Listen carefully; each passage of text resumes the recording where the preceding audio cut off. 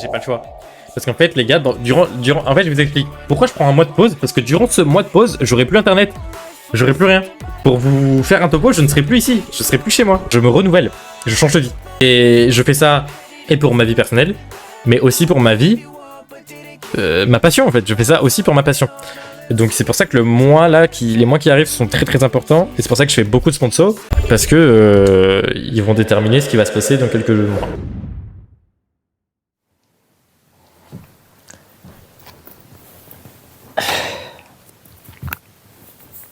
Les refs, ma vie est aléatoire. Bon les gars, pour ceux qui me suivent sur Twitch, sur Instagram, etc., vous le savez, la situation est assez compliquée. Et c'est aujourd'hui dans cette vidéo que je vais vous expliquer tout et je pense qu'on va surtout blablater plus qu'autre chose. En effet, aujourd'hui, le sujet de discussion va pas forcément être très joyeux. Je vais vous raconter un petit peu tout ce qui s'est passé et effectivement... Bon, bah, y a pas de quoi en rigoler, même si moi j'ai le sourire, mais il n'y a pas de quoi. J'ai pas les mots, frère, j'ai pas les mots. Pour comprendre un petit peu tout ce que je vais vous raconter, je vous invite à regarder les Chroniques de Corde 4 parce que du coup, c'est un petit peu, disons, la suite de cette vidéo. Et moi, ce qui me fait un petit peu rire dans cette situation, c'est que c'est un peu cocasse parce que les Chroniques de Corde 4, c'est le contraire des Chroniques de Corde 5 parce que dans les Chroniques de Corde 4, je déballe, j'emménage, je vous montre un petit peu ma nouvelle vie. Or, dans les Chroniques de Corde 5, ce qui va se passer, c'est que je vais remballer et en fait, je vais juste vous montrer la fin de cette ère, de cet arc où j'étais dans cet appartement. Mais commençons par le début. Pourquoi j'ai arrêté de stream, pourquoi je suis moins actif sur les réseaux sociaux. Eh bien, vous l'aurez peut-être compris avec cette pile de carton que vous voyez un tout petit peu. Je déménage, je pars de cet appartement. Effectivement, déjà, j'aurais passé presque un an, en fait, uniquement un an dans cet appartement, alors que j'avais prévu d'y vivre bien minimum 3 ans. Donc écoutez, on va faire un désunboxing, c'est-à-dire que je vais vous montrer les objets que je vais emballer tout en vous expliquant ma vie. Ça vous va? Moi ça me va, on fait comme ça, allez. Premier désunboxing, je vous propose qu'on emballe ma box internet de chez Bouygues. Pendant que j'emballe ça, laissez-moi vous raconter un petit peu ce qui s'est passé. Dans les Chroniques de Corde 4, je vous avais un petit peu expliqué ma nouvelle vie, que je venais d'emménager, que j'avais travaillé pendant un an, j'avais fait une grosse pause de 1 an dans mes vidéos, dans mes streams. J'avais vraiment restreint Internet, en tout cas ma carrière sur les réseaux à 100%. J'étais plus actif nulle part parce que justement je voulais travailler, j'avais besoin d'argent. Ma situation dans ma vie était vraiment bancale. Oh putain. Wow. Donc j'ai emménagé ici. Dans l'objectif que je voulais faire une faculté. J'ai fait une faculté de langue, une licence en LLCER pour ceux qui s'y connaissent. Pour ce faire, j'ai emménagé dans cet appartement avec mon colocataire. J'ai emménagé avec mon colocataire tout simplement parce que ça avait des bénéfices financiers et aussi ne pas être tout seul. Je suppose que vous êtes d'accord avec moi, mais quand vous imaginez une colocation, c'est convivial, c'est pour rester avec quelqu'un. Personne aime. Je pense qu'il y a certaines personnes qui aiment bien, mais moi en tout cas, je ne pourrais pas supporter de vivre seul à 100%. Et les mois passèrent, j'ai commencé à m'installer petit à petit. Vous avez vu, je me suis fait mon premier setup, j'ai commencé à step up mes vidéos, à step up mes streams. Et d'ailleurs, vous l'avez remarqué et je vous remercie de tous vos commentaires positifs sur cette année. En fait, tout ce qu'on a produit cette année, franchement, je trouve ça fou parce que moi, d'un côté, je me rapproche un petit peu plus de mon rêve. Je fais des choses de plus en plus qui me plaisent et ça vous plaît. Donc, je suis très très content. Mais, parce qu'il y a un mais et c'était trop beau pour être vrai, ça s'est pas du tout terminé comme prévu. Ça a bien commencé et ça s'est très mal terminé. Et il y a vraiment 2 grosses choses qui ont fait que je suis actuellement là en train de faire mes cartons. La première chose, c'est l'appartement. En fait, quand je venais d'emménager, j'ai pas eu la supervision d'un adulte. Je me suis vraiment lancé tout seul. C'est-à-dire que Moi, mon objectif principal quand j'ai emménagé ici, c'était que je voulais absolument me détacher de ma famille parce que pendant plusieurs années, j'avais eu cette pression de j'ai fini le lycée, qu'est-ce que je vais faire après? Et moi, j'étais décidé là-dessus. Je voulais commencer ma vie d'adulte, commencer ma vie solo.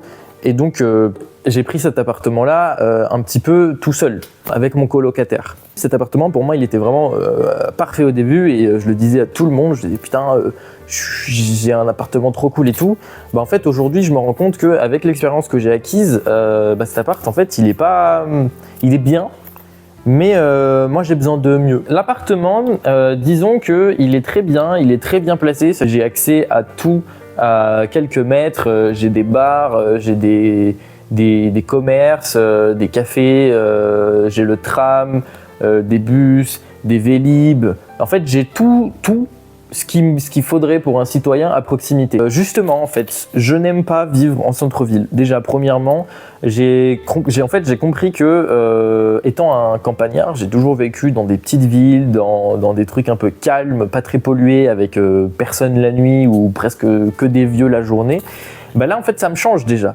Je passe d'une vie très douce, très calme, campagnarde avec des animaux à perte de vue, et je passe à une ville vraiment très animée avec beaucoup d'événements. J'en ai vu des choses depuis que j'habite ici, et c'est peut-être ça le problème parce qu'il y a beaucoup de bruit et il y a beaucoup de choses que je n'aurais pas voulu voir. C'est-à-dire qu'en fait, de ma fenêtre, j'ai pu voir des gens qui faisaient pipi, des gens qui se faisaient arrêter par la police, des gens qui criaient, des gens qui se battaient. En fait, j'ai vu l'humain dans sa nature la plus primaire depuis ma fenêtre. Et tout ça parce que j'habite en centre-ville et que du coup, je vois plein de choses qui se passent. C'est pas paisible. C'est pas c'est tout le temps animé, que ce soit de jour ou de nuit, et il y a beaucoup de problèmes. C'est pas juste des gens qui s'amusent, c'est souvent des gens qui font un peu n'importe quoi. Ensuite, l'appartement en lui-même. Quand on a emménagé, ça avait l'air plutôt bien, mais en fait, il faut savoir qu'il n'y a pas de hotte dans ma cuisine et qu'elle est directement reliée à mon salon. C'est-à-dire que la cuisine est juste derrière vous, en fait. Au début, je m'en étais pas forcément rendu compte, mais rien que le fait de ne pas avoir de hotte, en fait, on se retrouvait souvent à la pièce enfumée. Ce qui fait que les murs sont gras, le plafond est gras, le sol est gras, les meubles étaient gras, tout était gras, et il fallait vraiment tout poncer toutes les semaines parce que en fait c'était inévitable et justement pour prévenir ça on ouvrait les fenêtres mais ça ne partait pas, ça ne partait pas. On vivait dans l'odeur de la bouffe constante, tout est sale, tout dans l'appartement tout est sale. Voilà, je vous le dis, j'ai nettoyé de fond en comble, j'ai mis tous les produits chimiques que j'ai trouvés waouh, ça ne fonctionne pas, le sol est collant et vraiment ça me saoule. Ensuite, un autre point, et ce sera sûrement mon dernier point, vu que je vivais en colocation, il faut savoir que du coup, il y avait 2 chambres. Mais sur les 2 chambres, j'ai eu celle qui était la moins avantageuse parce que moi, à la base, quand j'ai emménagé ici, j'imaginais une plus grande chambre afin d'avoir l'espace de faire des tournages, l'espace de faire des streams, l'espace de faire un petit peu ce que je veux. Or, je me suis retrouvé très vite bloqué parce que dans ma chambre, il y a 0 rangement et il n'y a pas la place de mettre des meubles. C'est-à-dire qu'en fait, il y a 2 meubles déjà, il y a un lit et une armoire pour les vêtements et c'est tout, tu ne peux rien rentrer d'autre. Donc j'ai réussi à rentrer un bureau là-dedans et j'avais tout posé sur le bureau, mais si je voulais un truc pour pendre mes pulls, mes manteaux, un porte-casquette, même juste de la déco, des figurines, des trucs, enfin n'importe quoi, en fait je n'avais pas la place. Et je me retrouvais très vite bloqué à devoir tout magouiller, tout ranger, coller et c'est ça le problème, c'est qu'en fait je me suis vite retrouvé coincé là-dedans. Et pour être honnête, c'est vrai que j'étais un petit peu malheureux dans cette chambre parce que j'ai jamais eu une chambre aussi petite. C'est-à-dire que chez mes parents, j'avais une chambre assez grande en fait où je pouvais m'épanouir dedans. Or là, c'est la première fois que j'avais vraiment une toute petite pièce et c'était pas du tout agréable. Je vous le dis, c'était pas agréable parce que dès que je voulais faire du ménage ou du rangement ou quoi que ce soit, en fait la chambre se retrouvait très vite en bordel et c'était impossible de marcher ou quoi parce qu'il y avait tout le temps des trucs par terre, des trucs voilà, et c'est horrible. Or mon coloc lui, il avait une grande chambre et j'aurais adoré la voir. Il n'y a pas que ça, vraiment il n'y a pas que ça. Ma chambre, la fenêtre pourrissait, on peut le voir sur certains de mes streams. Ma chambre, on le voit en fond, ma fenêtre qui est en train de pourrir. Et donc moi, toutes les semaines, je devais nettoyer ma fenêtre parce qu'elle pourrissait. Et une dernière chose, c'est que ma chambre, elle a des fenêtres condamnées de l'autre côté. Et ces fenêtres ne donnent pas sur l'extérieur, mais sur mon palier d'entrée, sur le couloir de l'entrée de mon appartement. Comment vous dire que, en fait, j'entendais tout. J'entendais les gens qui rentraient, les gens qui sortaient, et pourtant je suis au dernier étage de mon bâtiment, mais j'entendais tout. J'entendais les discussions de tous les voisins, j'entendais les gens qui rentraient, j'entendais le voisin en face de chez moi qui rentrait chez lui, ce qui se disait, etc. Et j'entendais littéralement tout parce que j'avais une fenêtre condamnée mais qui est pas du tout isolée. Je me sentais pas bien dans cette chambre, j'étais pas voué à m'épanouir là-dedans. C'était très compliqué pour les tournages et les streams et j'étais un peu bloqué, j'étais un peu comme dans une boîte de sardines. Certes, franchement, c'est une bonne chambre, c'est une chambre quoi, c'est fait pour dormir, etc. Mais moi en fait j'ai besoin d'une pièce où je peux exposer ma créativité. Je sais pas si vous comprenez ce que je veux dire, mais j'ai besoin de pouvoir m'imaginer des choses dans cette chambre.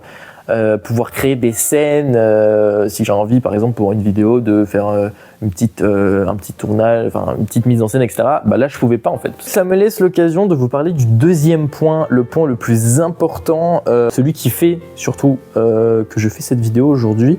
Pourquoi je déménage ? Pourquoi cette année était la meilleure année de ma vie et en même temps un enfer total, un fiasco ? Pourquoi en fait ? Pourquoi j'en suis là aujourd'hui ? C'est tout simplement mon coloc. Honnêtement, je pense que cette vidéo, vous pouvez l'envoyer à toutes les personnes qui veulent faire une coloc avec leurs potes ou juste des gens et que vous pensez que c'est un peu douteux ou même que vous-même vous avez des doutes. En fait, soyez très attentifs parce que je pense que mon expérience est l'exemple typique de pourquoi il faut se méfier, de pourquoi même si vous faites une coloc avec quelqu'un en qui vous avez entièrement confiance, il faut quand même faire attention parce que c'est mon cas.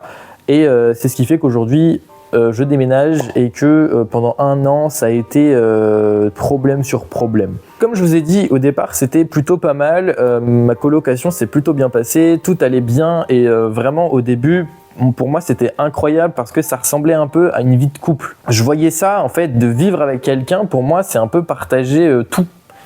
Tu partages ta bouffe, tu partages le divertissement, le rire, tes amis, tes soirées, toute ta vie en fait, parce que cette personne vit avec toi. Et donc j'étais parti sur ce principe-là de partageons tout. Mais justement, là où ça a un petit peu commencé à se fracturer, cette colocation a commencé à un petit peu ne pas fonctionner, c'est que j'ai directement remarqué que c'était pas réciproque en fait. Mon coloc n'avait pas du tout cette vision de couple, il avait plutôt une vision de... je pourrais même pas expliquer quelle vision il avait parce que c'est encore flou pour moi. Je vous avoue que je viens d'en sortir et que j'ai beaucoup de questions qui ne sont pas répondues et que les seules fois où j'ai eu l'occasion d'en parler avec lui, c'est toi le problème, c'est pas moi, tu vois, plus des trucs comme ça. Donc ce qui s'est passé, c'est que déjà mon coloc avait des gros problèmes financiers. On a emménagé alors que lui n'avait pas les sous pour emménager et donc pendant 4-5 mois j'ai dû prendre tous les frais, des charges, des courses, des loyers, j'ai dû tout prendre et j'ai gardé cette dette. Il a gardé cette dette très très très longtemps jusqu'à aujourd'hui, c'est-à-dire que de notre emménagement jusqu'à son déménagement, il me devait toujours quelque chose en fait. C'est-à-dire que je payais tout et que lui, il payait un petit peu quand il voulait. C'est-à-dire que, donc comme je vous ai dit, les 4-5 premiers mois, il payait rien parce qu'il n'avait pas les sous et il me devait à peu près 1200, 1300 euros. Petit à petit, il m'a remboursé, mais il y avait toujours ce problème de c'est moi qui paye les loyers, c'est moi qui paye les charges, et lui, il me rembourse un petit peu comme il voulait. Et rien que là, vous avez beau, ça avait beau être mon ami d'enfance, ça avait beau être quelqu'un que je connais très bien, etc. L'argent, les gars, vous avez beau dire que vous n'avez pas de problème avec l'argent, etc. Quand il y en a un qui paye pas l'autre et que ça donne tout le temps des petits conflits comme ça, au début ça peut aller, mais en fait sur 1 an constant, c'est ça qui a fracturé en fait, c'est ça qui a fait un petit peu exploser cette colocation, qui a tout niqué. J'étais constamment, même si, en fait, c'est ça qui m'embêtait en fait, c'est que j'étais constamment derrière lui. Et oh regarde 70 €, et oh regarde 50 €, et oh regarde 30 €, ah au fait ça, et lui il était tout le temps là, oui, bah là j'ai pas les sous, je te rembourse quand j'ai les sous. J'avais un petit peu l'impression d'être pris pour un con dans cette histoire parce que il allait souvent jouer au casino, il allait souvent dans des bars, dans des restaurants, et en parallèle, moi j'avais besoin de 20 balles, de 30 balles qu'il me devait. Or, ces 30 balles, il me disait qu'il les avait pas, mais d'un autre côté, il allait les dépenser. Donc déjà, financièrement, c'était très très très compliqué, et moi je suis arrivé à des moments où je ne pouvais plus. En fait, je n'achetais plus rien. Je sautais énormément de repas. Il y avait des journées entières où je ne mangeais pas parce que j'avais peur que moi, à la fin, j'ai plus d'argent. Parce que effectivement, j'avais beau tout lui payer, j'avais beau avoir un petit peu de ressources, en fait, à force de tout payer, vu qu'il me devait 1002, 1003, moi aussi j'avais des besoins, moi aussi il fallait que je mange, donc je commençais aussi à m'empêcher de vivre parce que j'avais très peur de plus avoir d'argent. Mais vous imaginez bien, à ça, à cette situation très compliquée, se rajoute une autre chose qui est le respect, le savoir-vivre. En fait, c'est très simple, hein, je tiens à m'excuser profondément envers mes parents. Pendant une année entière, j'ai compris. J'ai été à leur place parce qu'en fait, le petit gamin un peu chiant qui veut pas faire les tâches ménagères que ses parents lui demandent, j'ai eu l'impression que c'était un petit peu mon coloc. J'ai eu l'impression qu'il y a eu un retour de bâton, c'est-à-dire que j'ai subi ce que j'ai fait subir à mes parents. Et le problème, c'est que mon coloc, il n'a jamais une seule fois, je dirais, touché le balai. J'avais vraiment l'impression d'être la pute de la maison, en fait, concrètement. Parce que le gars ne me posait pas les yeux dessus, ou alors quand il me parlait, c'était quand il avait besoin de quelque chose. Je me souviens, une fois, j'étais en train de passer la serpillière, et il me regarde avec un sourire, et il me dit « Mais qu'est-ce que tu fais ?» Et moi je lui dis « Bah, je passe la serpillière. » Enfin... Et en fait, c'est là où j'ai compris qu'il y avait vraiment un gros fossé sur notre hygiène de vie. Il laissait aussi la nourriture pourrir. Il y avait pas mal de nourriture par-ci par-là qui pourrissait. Et les mouches s'en sont fait un grand plaisir. Et franchement, ça m'a dégoûté et je pense que j'en suis traumatisé. On a eu une invasion de vers blancs, de mouches, 4 fois. C'est-à-dire que 4 fois, surtout une fois en particulier, mais il y avait des vers dans toute la baraque. C'est-à-dire que dans tout le salon, là, il y en avait partout, sous les meubles, partout, dans les recoins, dans les machins. C'est arrivé souvent que du coup, dans de la bouffe, dans des machins, je retrouve des vers. Parce que mon coloc, en fait, n'y prêtait pas attention. C'est-à-dire que quand il avait fini de manger, il posait son assiette là, et il la laissait là pendant 1, 2, 3, 4, 5, 6, parfois même pendant 2 mois, il y a eu une assiette qui est restée en train de pourrir.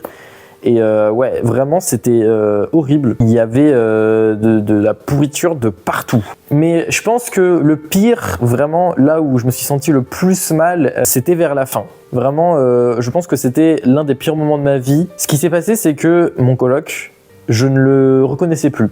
On se parlait plus. Et je n'avais pas forcément de nouvelles. C'est-à-dire qu'on habitait dans la même maison, dans le même appartement. On était dans 2 pièces différentes. Mais je n'avais aucune idée de ce qu'il faisait, de ce qu'il prévoyait, est-ce qu'il travaillait, est-ce qu'il travaillait pas, il venait plus en cours, il avait arrêté les cours, mais j'en étais pas sûr parce qu'il ne me l'avait jamais dit. Et les seuls échos que j'avais, c'était nos amis en commun qui me disaient ouais, ton coloc il m'a dit qu'il allait faire ça. Et on se parlait vraiment plus. Et même moi, je commençais un peu à avoir peur de lui parce que je ne le reconnaissais plus. Savoir que mon coloc, vraiment, je vous le dis, il était comme moi, il ne fumait pas, il ne buvait pas, et il était au point d'insulter les gens qui fumaient. Autant boire, peut-être qu'il buvait une petite bière, des trucs comme ça, tu vois. Mais il n'était pas gros buveur et les fumeurs, il les détestait. Vraiment, il leur insultait leur race. Et je pèse mes mots, pour lui, les gens qui fumaient, c'était un peu de la vermine. Enfin, je sais pas comment vous expliquer ça. C'est un peu la sensation qu'il me donnait de comment il voyait les fumeurs. Mais le truc, du coup, c'est qu'il a retourné sa veste et il s'est mis à boire beaucoup plus et à fumer beaucoup. Grâce à lui, j'ai compris ce que c'était qu'un aqua. Mais en plus de ça, il y avait des gens qui venaient comme je vous ai dit, il était comme moi avant. Donc il invitait pas grand monde, ou quand il invitait des gens, il me prévenait, c'était des gens que je connaissais, qu'il me présentait. Or là, c'était complètement différent, c'est-à-dire que je recevais un message à 2h du matin de il y a mes potes qui viennent. Et donc il y avait des gens que je ne connaissais pas qui venaient à 2h du matin, à 5 et qui faisaient des trucs dans mon appart. Là où au début ça me dérangeait pas, mais à force ça commençait un petit peu à me faire peur. Je n'avais jamais vu ces gens, je ne connaissais pas leur prénom et je pense qu'ils me connaissaient pas non plus en fait. Et ça je l'ai très mal vécu parce qu'en plus de ça, ils me cachaient.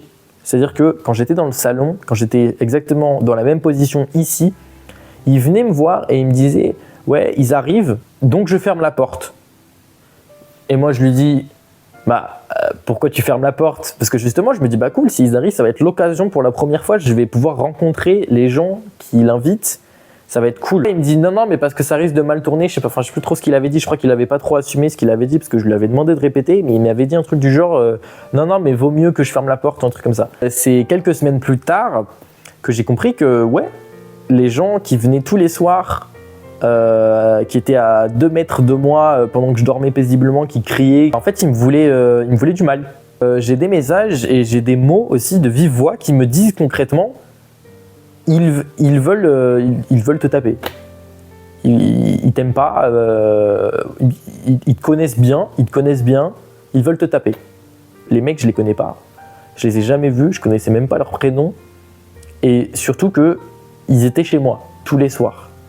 Et donc ça m'a un peu what the fuck. La fin de cette histoire, je pense que ça résume bien le tout. La finalité de ce truc, c'est qu'on se parlait tellement plus, on se tenait même plus tellement plus au courant et je n'habitais plus ici que du coup mon coloc il m'a dit qu'il partait de l'appartement 2 semaines, deux semaines et demie avant son départ. Quand vous quittez un appartement, quand vous voulez rompre un contrat, un bail, il y a 3 mois ou 1 mois de préavis. Moi, du coup, j'avais lancé mon préavis de 3 mois et je lui avais tout dit. Je lui avais dit, ok, à telle date, je m'en vais, j'ai prévu de faire ci. Je lui ai vraiment expliqué tous mes projets dans le moindre détail afin que lui, on puisse qu'il puisse se préparer. Lui, il m'a dit, ok, je pose mon préavis en même temps, on partira en même temps, etc.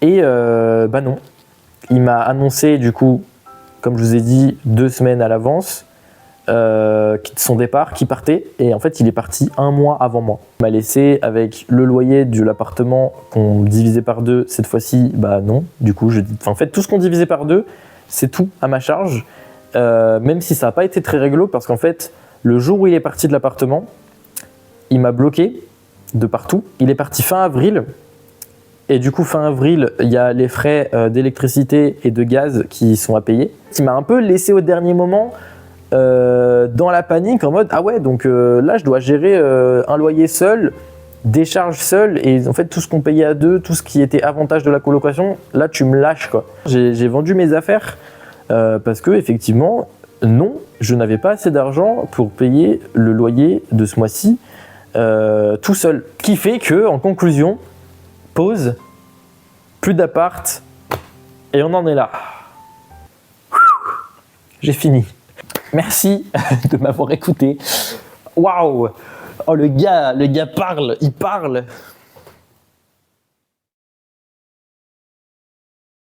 Les mauvaises nouvelles apportent toujours des bonnes nouvelles. Je sais pas où est-ce que j'ai trouvé ce dicton, mais ouais. Ce qui va se passer, c'est que je vais déménager. Avec tout ce que je vous ai raconté, du coup, j'ai eu une bonne leçon, disons. J'ai beaucoup plus d'expérience. Je suis beaucoup plus adulte qu'avant. Je veux. Et du coup, je l'ai fait. Je vais commencer une nouvelle vie, un nouveau chapitre. Je tourne la page et ça va me faire du bien. J'ai pris un appartement.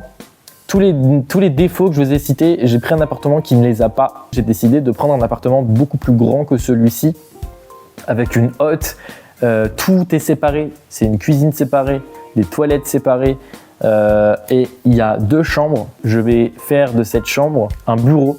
Et je vais pouvoir m'épanouir à 100% là-dedans. Parce que justement, je commençais un petit peu à en avoir marre. Toute ma vie J'ai fait des tournages dans ma chambre. Je collais mon téléphone sur le mur avec du scotch et je n'osais pas forcément parler fort, etc. parce que j'avais peur justement de déranger les gens qui vivaient avec moi. Alors là, c'était un petit peu la même chose et j'étais dans un endroit tout petit.